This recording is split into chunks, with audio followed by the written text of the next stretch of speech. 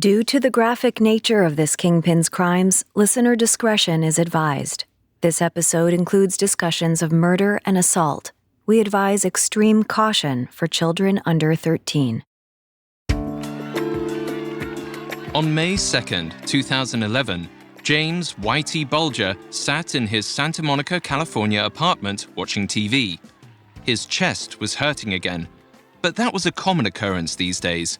He was 81 after all. On the TV, President Barack Obama was giving some sort of address, but Whitey wasn't really paying attention. To him, it was just background noise.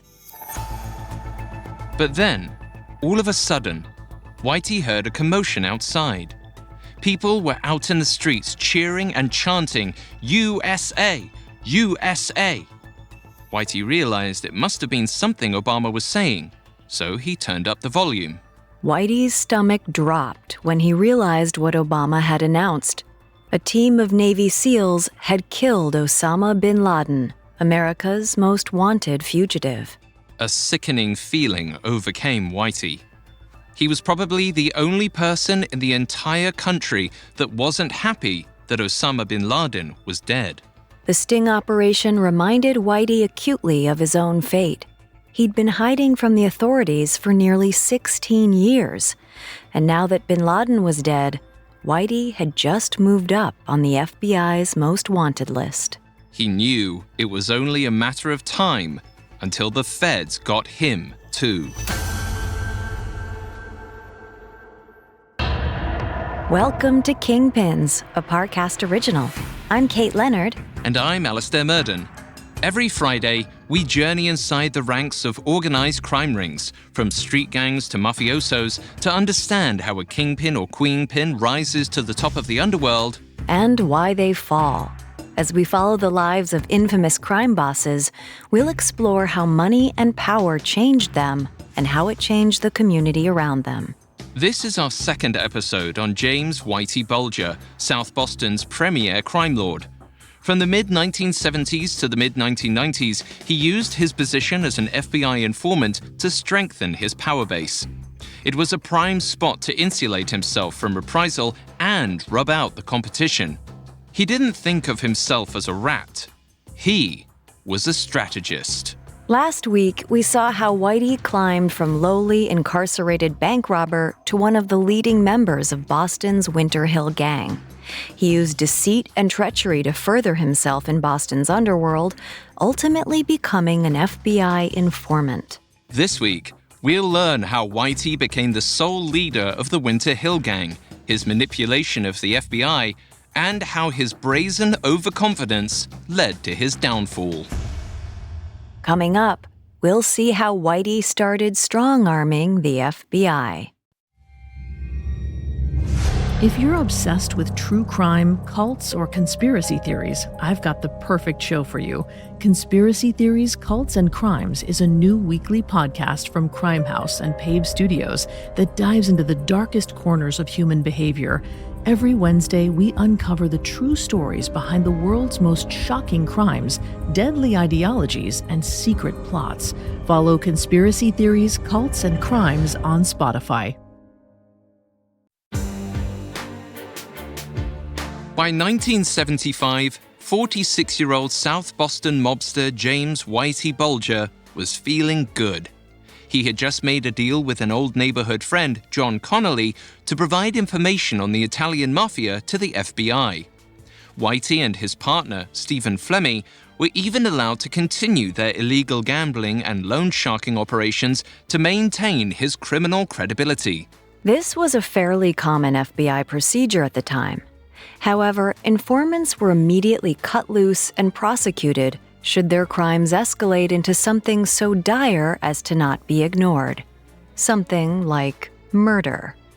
Thanks to J. Edgar Hoover, the cardinal rule when dealing with informants simply seemed to be, make sure they never embarrass the agency.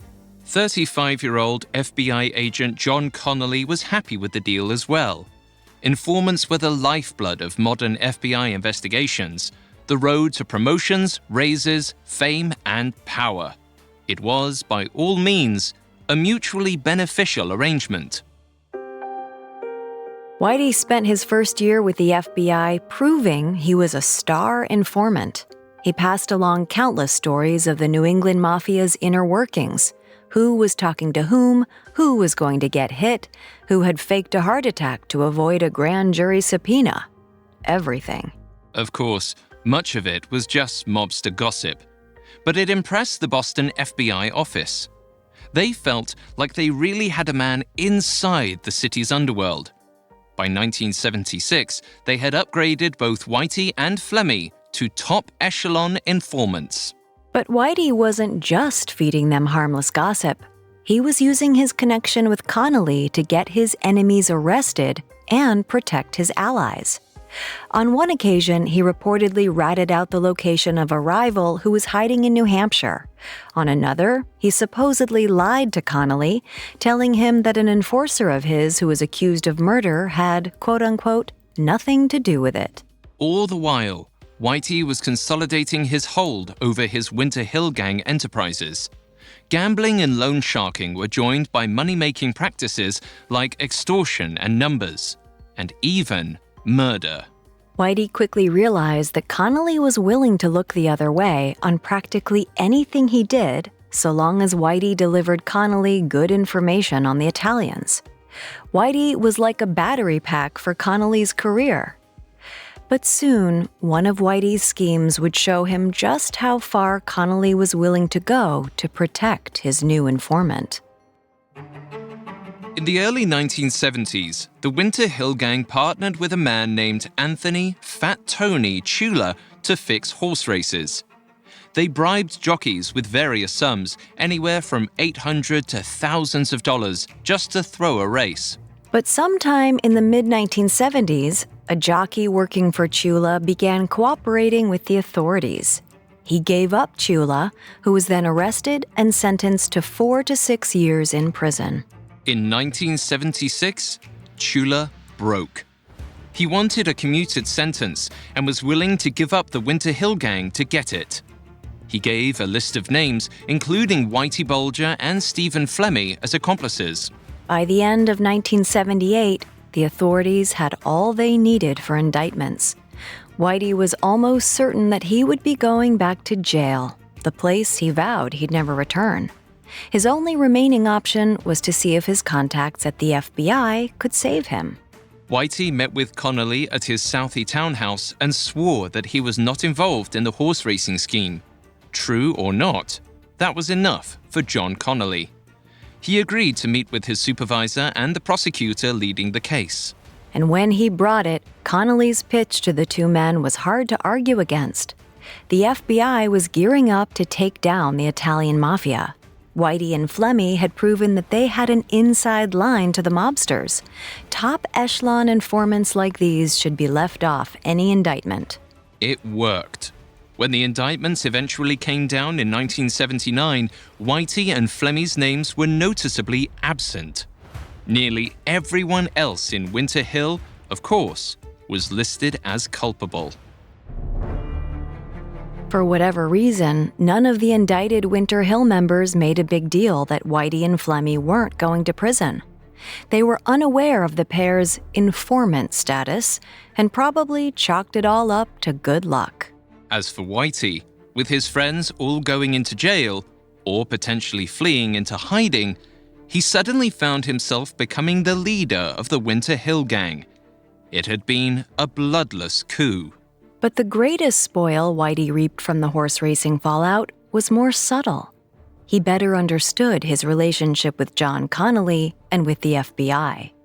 After all, Connolly protected the duo from a federal case. While this didn't necessarily break any of the FBI's informant rules, this is apparently the first time he had taken steps to greatly bend them.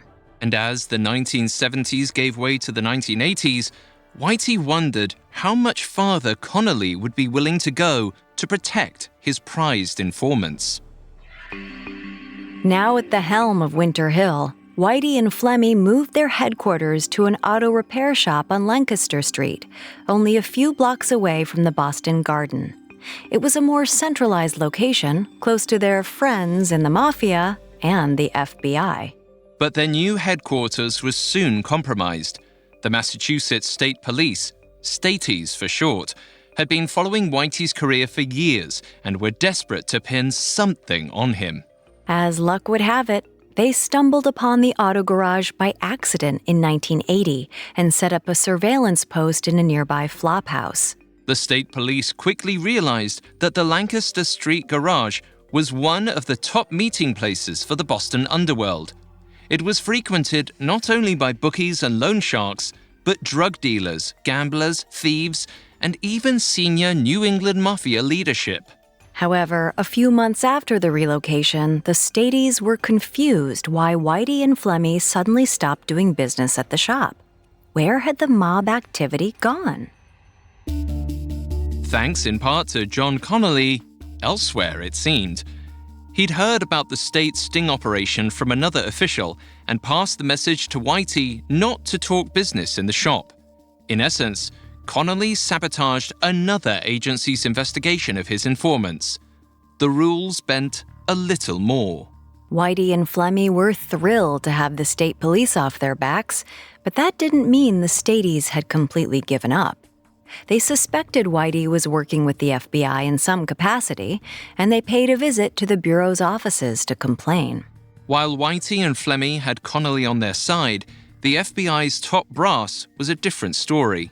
They liked the information the two men provided, but with the pressure from the state police, the informants were quickly becoming a liability.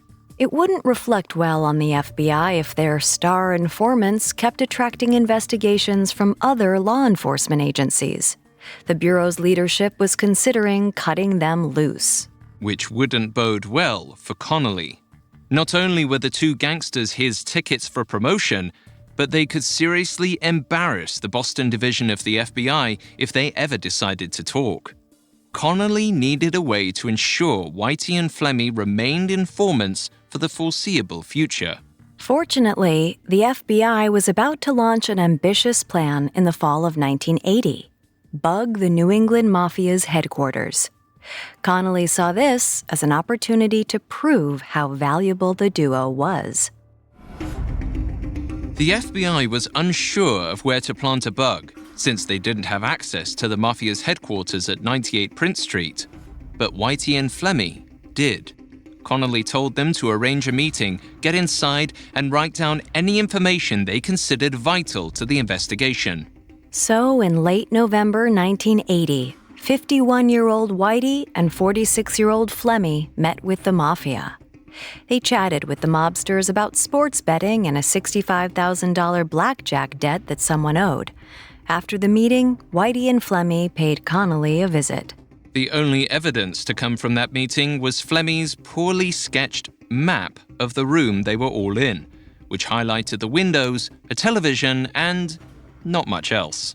The information was largely useless in helping the FBI determine exactly where to plant a bug. Regardless, agents were confident to push on and plant it anyway. From that point on, Whitey and Flemmy were portrayed as an integral part of the case against the Mafia. They were now locked in as informants. Whitey sensed it was a tipping point. He'd seen the FBI protect him in 2 separate investigations, and he saw the lengths Connolly would go to keep him on as an informant. As long as he didn't make any major slip-ups, he felt like he was untouchable. But mistakes were coming, and one would soon test his relationship with the FBI and stretch Connolly's rule-bending to its breaking point. Coming up, an assassination puts Whitey's relationship with the FBI on the rocks. Hello listeners, Alistair here. It's the spookiest season of the year, and Parcast Network has many chilling surprises lined up for you, starting with its newest original series, a show that I host called Haunted Places Ghost Stories. Every week on Ghost Stories, I retell one of the scariest, most hair-raising ghost stories ever imagined. These stories come from all over the world, including Japan, India, the UK, even ancient Rome, and were written by some of the greatest storytellers in literature. Join me as I bring stone-cold classics to life, like The Kit Bag by Algernon Blackwood, A sinister account of a condemned murderer's final wish and the lengths he'd go to fulfill it. And The Miserere, a Spanish tale of a wandering musician who hears a terrifyingly beautiful song in a burned-out monastery and is doomed to capture its notes until he dies. New episodes air every Thursday, but you'll have chills all week long. You can find and follow Haunted Places Ghost Stories free on Spotify or wherever you get your podcasts. And don't forget, October is our favorite month and one of our busiest. So make sure to search Parcast Network in the Spotify search bar to see all our new shows. Now, back to the story. By the end of 1980, 51-year-old Whitey Bulger was feeling confident. He and his business partner, Steve Flemmi, were among the few remaining leaders of the Winter Hill Gang. And thanks to Agent John Connolly, they had the FBI firmly in their back pocket. 40-year-old Connolly was feeling confident as well. His handling of Whitey had made him a superstar agent in the Boston FBI office. In his mind, he had Whitey in his back pocket. He couldn't have been more wrong. Whitey had grown overconfident after seeing how far Connolly would stretch to protect him during the FBI bugging operation.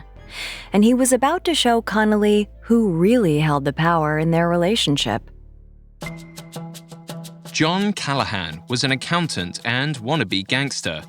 And by the end of 1980, he was in trouble. He'd recently been fired from World Highlight, one of the largest high-lie betting companies in the United States, a sport similar to handball or squash. The company's new leadership, a tycoon from Oklahoma named Roger Wheeler, found out someone was skimming money from their profits, and he was planning to replace the entire financial team.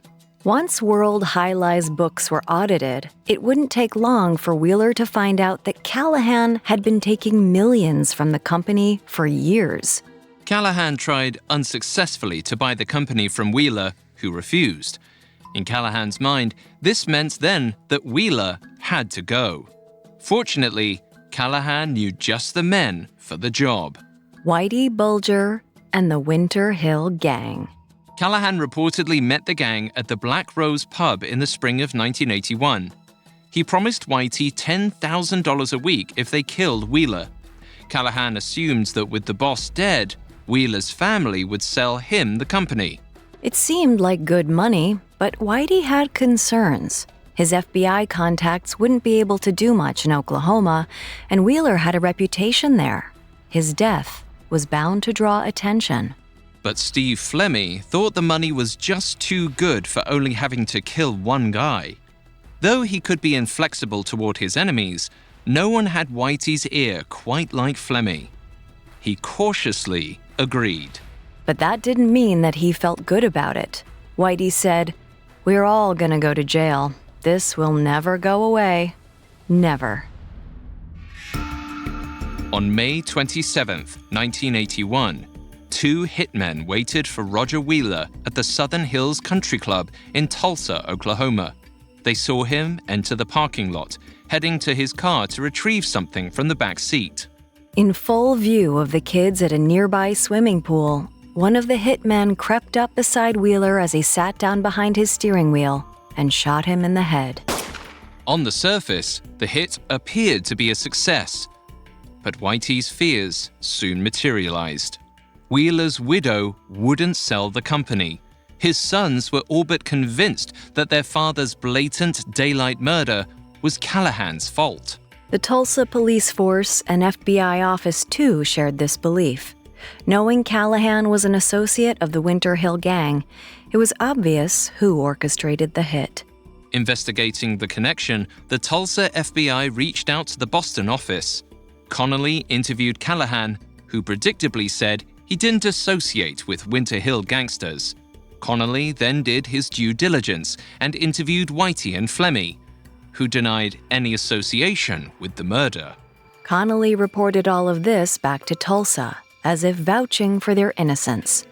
Stonewalled, the Tulsa authorities were out of leads and had to drop the investigation. Whitey was relieved. The FBI had helped him cover up the killing of a prominent businessman in broad daylight. When it could have gotten hairy, the Bureau helped him dodge another bullet. Unfortunately, Tulsa wasn't completely in the rear view for Whitey.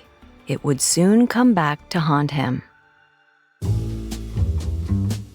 In October of 1981, small-time Southie gangster Brian Halloran was arrested for his suspected involvement in the killing of a cocaine dealer in Boston's Chinatown. Halloran made bail, but knew he was still in trouble. So he reached out to the FBI and told them he had information that they'd be very interested in. He knew exactly who killed Roger Wheeler. In fact, John Callahan and Halloran were friends, and Halloran claimed to have been present when his pal hired the Winter Hill Gang for the hit. But the agents leading the investigation weren't sold on Halloran as an informant. In light of this, they went to the head of Boston's organized crime division to suss out more information on Halloran. Shortly thereafter, Whitey received a call from John Connolly. Without any pleasantries, Connolly said simply, "Halloran is wearing a wire." It was a shocking moment. A reversal, even. Whitey had been brought on as the informant, and now John Connolly was ratting information to Whitey. The rules were no longer bending. They had snapped in two. Connolly hadn't given Whitey any explicit instructions to deal with Halloran, but he knew full well what his informant was capable of. That spring, on May 11th, 1982, Whitey and his protege, Kevin Weeks, caught Halloran outside of the Pier restaurant in Boston. At around 6 p.m., Halloran exited the bar and got in a friend's car to head home. Then, Whitey pulled up alongside them. He shouted, "Hey, Brian," before he opened fire, shooting Halloran 22 times. But Halloran's death wasn't the end of the investigation. There was one more loose end. Connolly grew nervous when he found out that other FBI agents were planning on questioning Callahan. He reached out to Whitey, warning him that Callahan was bound to break under questioning. He didn't need to say any more. Whitey had an associate kill Callahan in the Miami airport parking deck. Several days later, his body was found in the trunk of a Cadillac. A parking attendant had noticed fluid leaking from the trunk, and the smell. As frustrated as Whitey was with these debacles, they again undoubtedly proved Connolly still had his back. After all, he had murdered a prominent businessman 1,500 miles away from Boston. Whitey knew the leash was off. Connolly was now complicit in his crimes, which meant, within reason, Whitey could pursue whatever enterprise he wanted. So he and Flemmy decided to expand. Whitey was now ready to attempt his most ambitious scheme yet, transatlantic arms trafficking.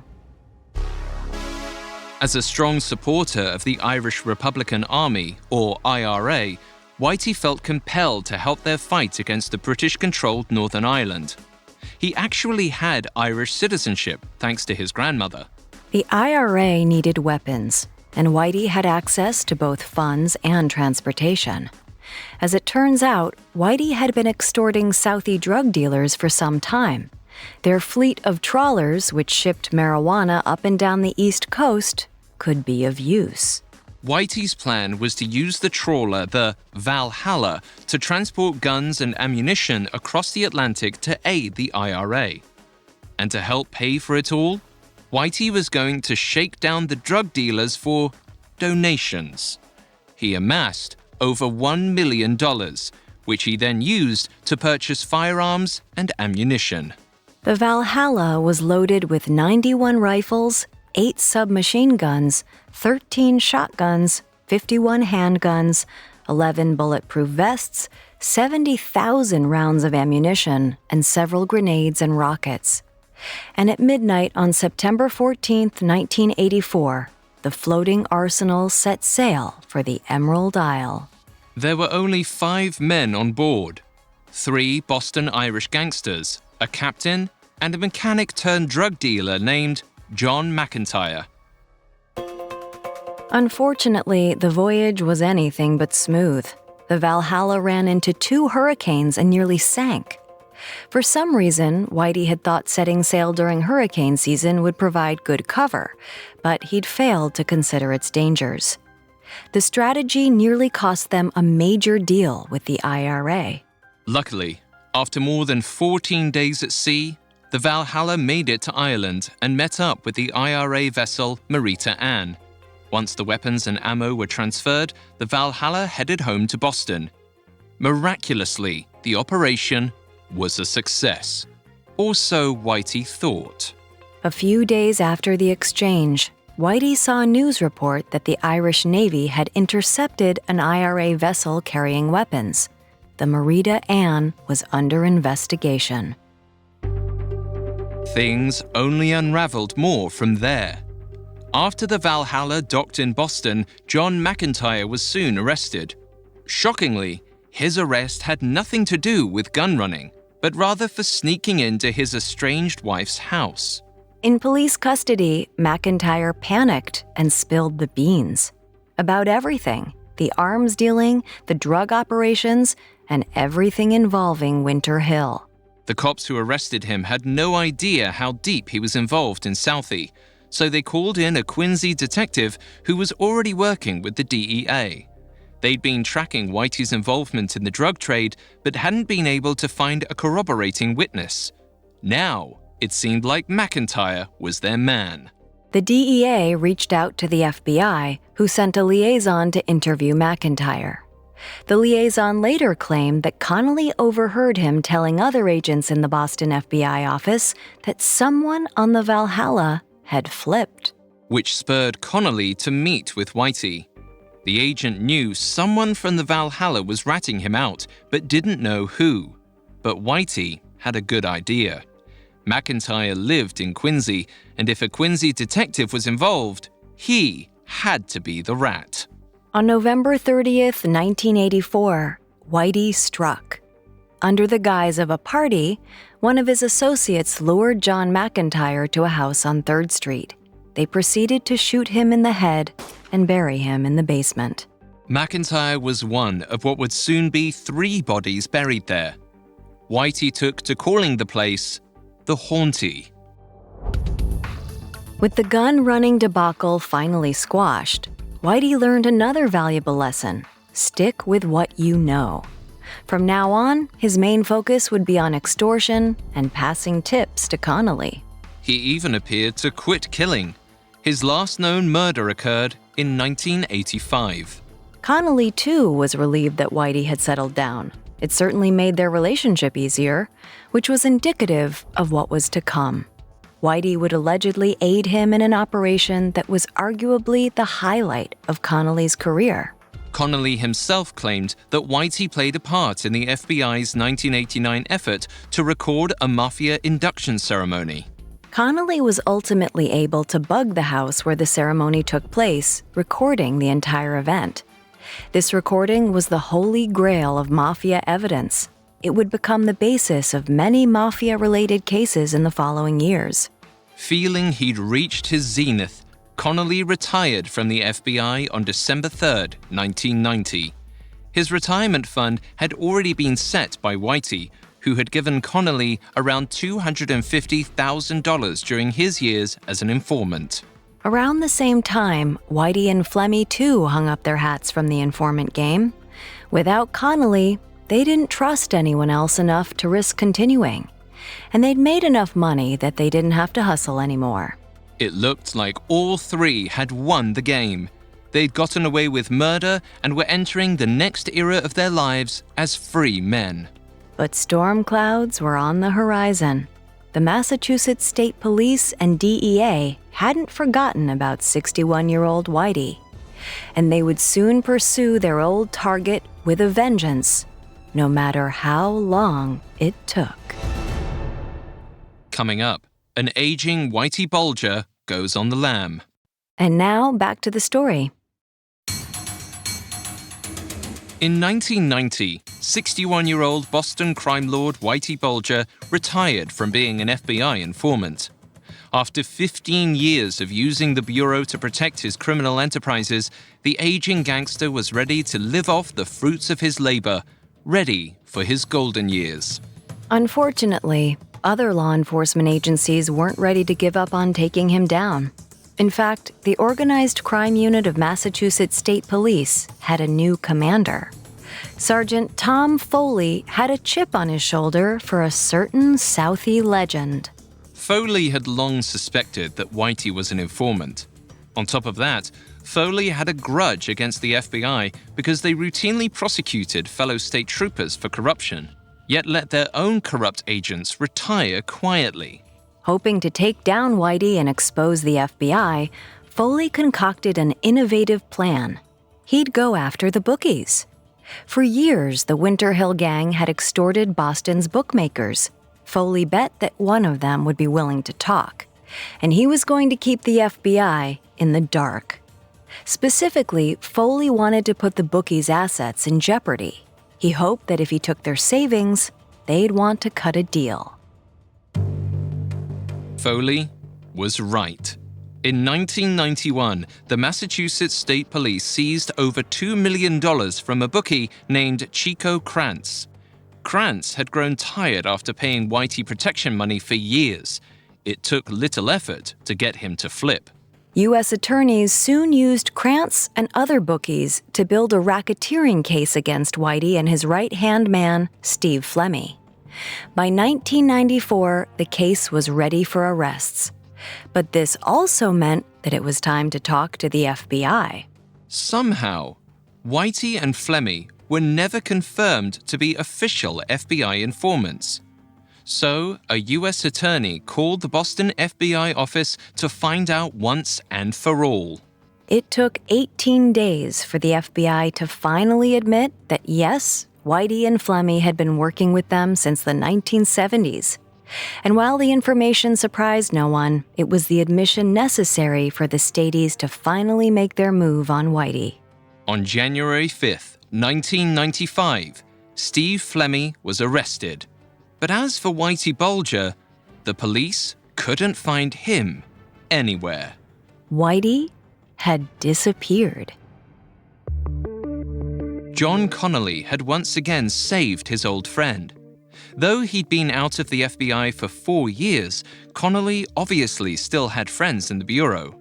One passed along word of the indictment and he alerted Whitey. So the aging gangster packed his things and fled Boston with his girlfriend, Teresa Stanley.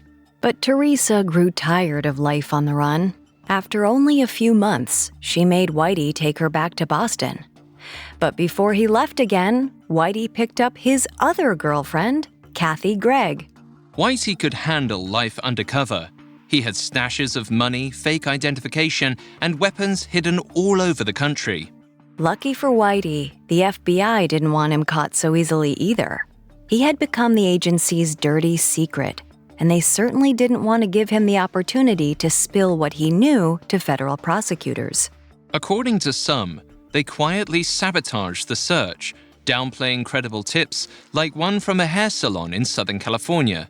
And they didn't even interview John Connolly about where Whitey could be until 1997, nearly 2 years after Flemmi was arrested. Connolly had no idea where Whitey was. As the agents got up to leave, he said, "I hope he's never caught." Considering what it would mean to Connolly if Whitey was arrested, he probably meant it. The FBI might have never pursued Whitey if a judge hadn't released a 661-page report in 1999. It was damning and outlined how the FBI had protected Whitey and allowed him to maintain his criminal enterprises. After the report, the Justice Department launched a criminal inquiry into the Boston FBI's practices. This led to the FBI arresting John Connolly just before Christmas of 1999. All of Whitey's former Southie accomplices were eventually arrested, and most of them flipped. The revelation that Whitey was an FBI informant made them question why they were protecting a rat. In 2000, Whitey was charged in absentia with 19 murders in a federal racketeering indictment. This was largely thanks to the testimonies of his closest Winter Hill associates. John Connolly was then convicted of corruption charges in 2002 and later convicted of the second-degree murder of John Callahan in 2008. In total, he faced a 50-year prison sentence. And yet, Whitey was still missing. His trail had gone completely cold, and before long, he eventually became number 2 on the FBI's most wanted list. Osama bin Laden, of course, was number 1. Throughout the 2000s, tips on Whitey's whereabouts sporadically came in. Someone thought they saw him at a screening of The Departed in San Diego in 2006. Another claimed to have seen him on the Santa Monica Pier in 2008. The FBI wasn't much better off.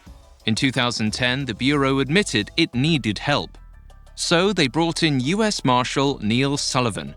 A skilled tracker, Sullivan quickly realized that the best way to get to Whitey was to find his girlfriend, Kathy Gregg. Unlike Whitey, Kathy wouldn't be hiding in disguise. Supposedly vain, the FBI had reason to believe she'd be doing her best to look as young as she was 15 years ago. By mid-2011, they had created a 30-second TV spot asking for information about Kathy and ran it during daytime talk shows. While some of the leads were dead ends, there was one with promise. It came from Reykjavik, specifically the former Miss Iceland, Anna Braunesdottir. Braunesdottir had seen a story on CNN about the search for Whitey and his girlfriend Kathy Gregg. She was absolutely certain that the woman with Whitey was someone she recognized as Carol Gasco. And the Carol Gasco she knew was a cat lover married to an old curmudgeon named Charlie. And they lived in sunny Santa Monica, California. As it turned out, Whitey and Kathy settled down in Santa Monica, California in 1996. And for the last 16 years, they'd been calling the Princess Eugenia apartment complex home. The FBI sent local agents to stake out the apartment. Once it was confirmed that both Whitey and Kathy were still living in the building, law enforcement decided to apprehend them in June of 2011. On June 22nd, the building manager called Kathy and told her that someone broke into their outdoor storage locker. Kathy said that Whitey would go check on it. At around 5:45 p.m., 81-year-old Whitey Bulger walked outside and was immediately surrounded by FBI agents. They tried to force him to the ground, but he wouldn't comply. There was oil on the concrete. Whitey didn't want to stain his slacks. Eventually, Whitey was escorted to LAX to be flown back to Boston. He was jovial in the car to the airport, joking with the officers and criticizing their tactical errors. Back in Boston, Whitey told authorities that he would plead guilty to all his crimes if they let Kathy Gregg go. He said, "She did what all the cops, prisons, and courts couldn't. Got me to live crime-free for 16 years. For this, they should give her a medal." That wasn't how the court saw it, though. Upon hearing she was given 8 years, Whitey was appalled. But he'd soon have to face his own trial, which began on June 12, 2013. Prosecutors presented his laundry list of heinous crimes, including 32 counts of racketeering, money laundering, extortion, and involvement in 19 murders. While his defense fought these charges, their main focus was embellishing Whitey's image as an honorable criminal. They wanted to make it clear he wasn't an informant. He paid corrupt FBI agents for information. They also passionately tried to avoid discussing if he'd killed Flemmy's ex-girlfriend, Deborah Davis, and Flemmy's stepdaughter, Debbie Hussey. Killing women didn't fit with the honorable criminal persona they were trying to cultivate. Whitey didn't do much to help his image as a good bad guy, though. When his old allies testified against him, his outbursts were angry and explosive. When his former protege Kevin Weeks entered to take the stand, Whitey shouted, "You suck," as the entire courtroom listened. They almost got in a fistfight then and there. When the trial finally came to an end, Whitey was convicted on 31 of 32 counts, including participation in 11 murders. Strangely enough, no verdict was reached on the death of Deborah Davis. His defense team had done that much. On November 14, 2013, James Whitey Bulger received 2 life sentences plus 5 years more and was ordered to pay $19.5 million in restitution. So after almost half a century, he had returned to the federal prison system. Whitey spent the next 5 years being moved from prison to prison. He eventually earned a reputation for causing trouble with other inmates.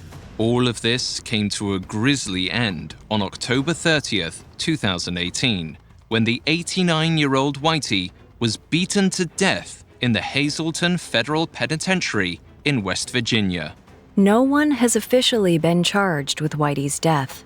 As of 2019, federal authorities are still investigating Fotios GS, a former mafia hitman, as his killer.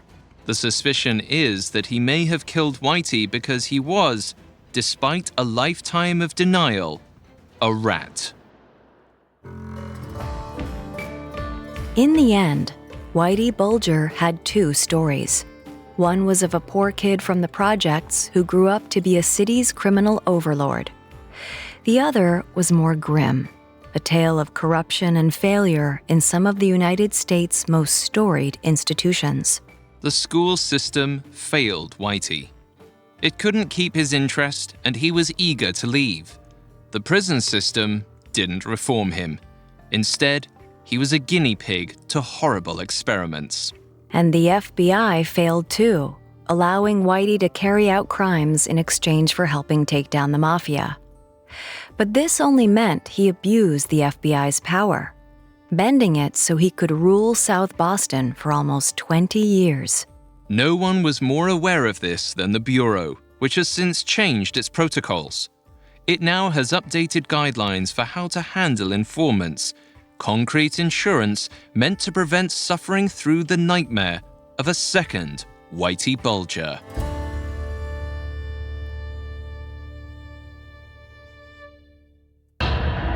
Thanks again for listening to Kingpins.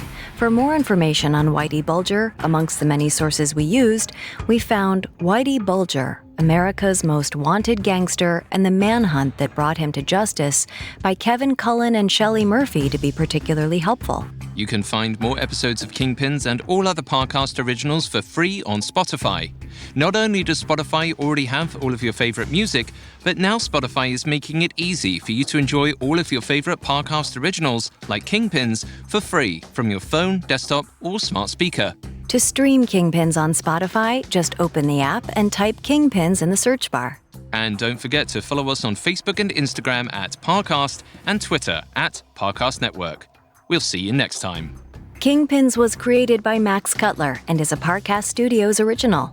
Executive producers include Max and Ron Cutler. Sound design by Dick Schroeder, with production assistance by Ron Shapiro, Carly Madden, and Travis Clark. This episode of Kingpins was written by Charles Brock, with writing assistance by Kate Gallagher, and stars Kate Leonard and Alastair Murden.